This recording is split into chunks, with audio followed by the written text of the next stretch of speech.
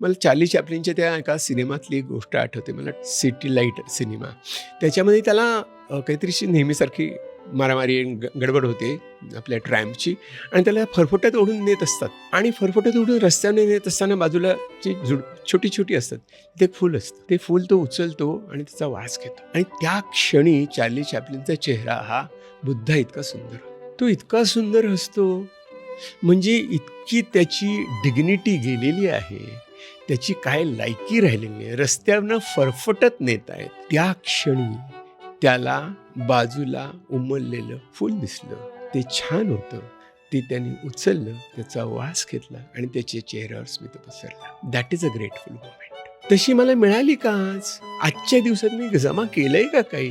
दुसरी पायरी, असं मी कोणाकरता काही केलंय का की ज्याला पटकन थँक्यू बिंक्यू नाही, मनापासून अरे बरं वाटलं, छान वाटलं, की नुसतं नजर असते थँक्यू, की आपण म्हणतही नाही, असं म्हणून पुढे जातो. इनफ.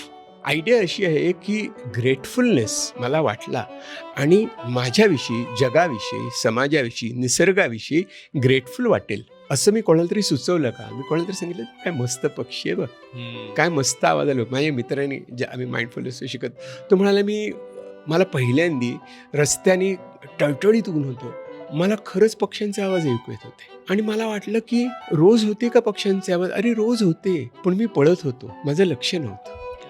त्यामुळे मी चालताना अवेअर झालो की इथे पक्षी आहेत आणि ते चाललंय, त्यांना काय समजत नाहीये, they are in their own world, ते चिवचिवाट करतायत, भांडतही असतील, काय माहिती आपल्याला, पण मला त्याने गंमत वाटली. सो आय फेल्ट ग्रेटफुल, मला त्या आनंदाने छान वाटलं. सो हा असे छोट्या छोट्या गोष्टीतनं आपण स्वतःला गोळा करत जातो.